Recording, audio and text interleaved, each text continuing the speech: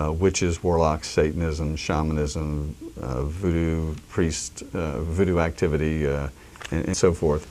But the occult can actually put curses and spells on objects that give them even greater strength or significance if a person was to participate in such.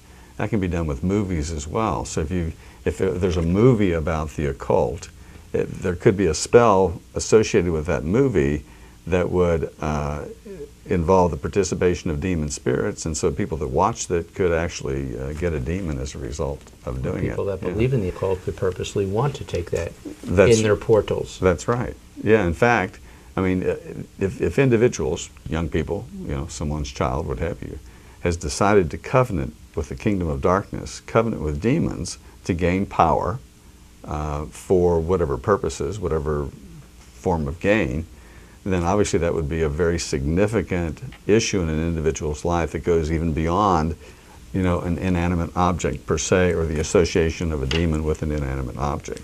We even had in our town where we live, Lloyd, a couple of years ago, a teenager that killed his mother and murdered his own mother. And it was attributed, after all was said and done, that he was totally into heavy metal music. And the words on those songs, when it was investigated, were talking about doing acts of that nature. Right. Yeah. And who knows what else he was probably involved in. But he would be, sounds like he was permitting and purposely taking into his, what could be a holy object, unholy spirits and forces. Right. Am I saying that right? Well, I mean, I think that's a reasonable statement. I think in this particular case, a young man who has gone so far as to kill a parent might be simply influenced by demons that he contracted through heavy metal, et cetera, but I would be very suspicious of more occult activity directly involved, either a witch or a witch or a Satanist, for example, putting a curse or a spell on the young man, or the young man covenanting with the kingdom of darkness himself. On the one hand, when someone opens the door to this kind of activity, it has a defiling influence. And the scripture says, a curse without a cause cannot alight. On the other hand, a curse with a cause can alight.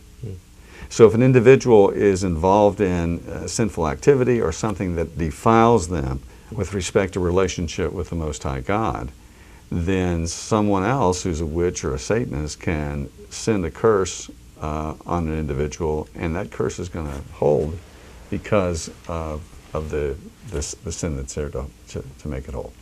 I want our viewers to hear something that I thought was very interesting. Another guest we had, John McTernan, author, historian, was on our show, and he was talking about, and Lloyd, you explain what the significance here. In Dearborn, Michigan, Henry Ford, way back there in the 30s, bought the Dearborn paper, Gazette, whatever it was called, Independence, and took that paper and used it as a portal to just funnel and spew out anti-Semitism and hatred, and it was terrible. And he took that and put it into 16 languages and sent it throughout the world. So he used the Dearborn area to take hold of that paper, use that object to do that. And his kids have asked for forgiveness since then, but that's what Henry Ford had done. Meanwhile, today in Dearborn, Michigan, is a very strong Islamic, I'm going to call it a stronghold, a hold there. And it's interesting, it's the same exact area and still has, obviously, anti-Semitism attached to it. What I think many historians believe today is that in the days of David and Solomon, the Phoenicians had a massive commercial fleet, and they traded around the world. They traded with Indian peoples in North America, and that they had traveled down the St. Lawrence Seaway and had established colonies for the purpose of trading around the Great Lakes. And as such, they brought Baal worship with them. And so Baal worship has been a significant presence and the demon spirits associated with Baal worship has been a significant presence in the United States, especially in that area, and some other areas too, but in that area in particular, for centuries.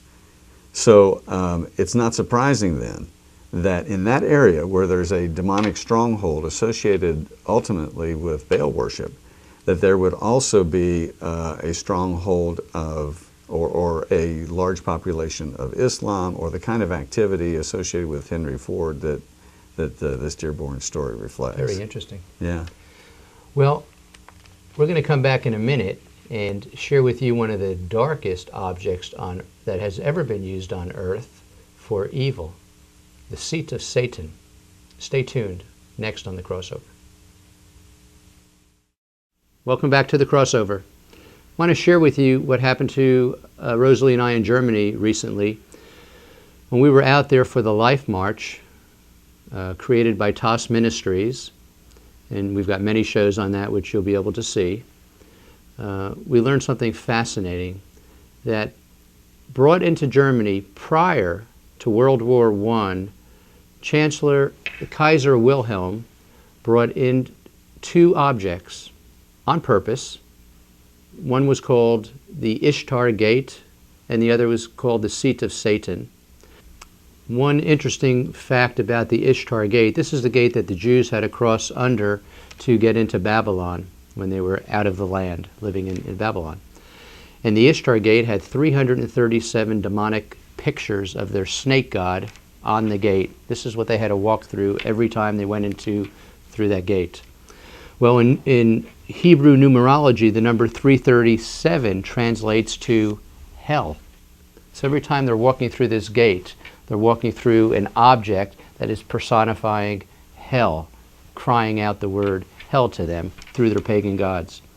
And the Jews called it the gateway to hell. The seat of Satan, Hitler himself reconstructed in Nuremberg. It's in Berlin. He reconstructed another seat of Satan in Nuremberg, and that is where he would go up to this high, like a podium, as you can see the pictures, and spew out his vicious, vile, anti-Semitic remarks, such as the final solution to the Jewish people. So is it coincidence that these two objects that were just used by these people full of such hate, people that had done such heinous acts in the world, in the land of Germany, was it just some accident that these two objects were brought into the land, perchance? We will be right back. Welcome back to The Crossover. In closing, we're talking about objects holy and unholy, and I see that our bodies are also objects, and they are receivers. And how more important is this receiver in this day and age? The scriptures say that we are a temple. Our body is a temple, and so we have eye gates and ear gates into this temple. And so we have to decide to take note of what we're allowing in. Are we watching porn? Are we watching movies, horror movies, etc.? Are we listening to music that is demonic, high metal music or whatever? What are we putting into the ear gate? And also, I feel real strong to say that if you're watching this program today and you have teenagers, I've visited many people's homes who are wondering why their children are very rebellious, and they're Christians, they go to church all the time, their kids go, but I go up into I say, let me go to their room, please.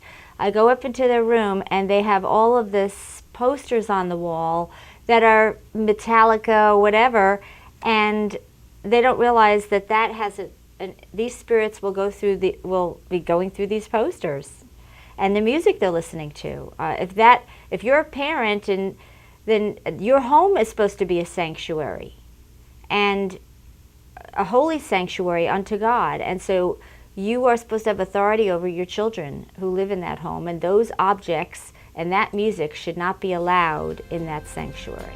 You've been watching The Crossover, joining Jews and Christians through our God. For more information on today's program and The Crossover, you can contact Mitch and Rosalie by following the information on your screen. The Crossover team welcomes your comments, prayers, and suggestions.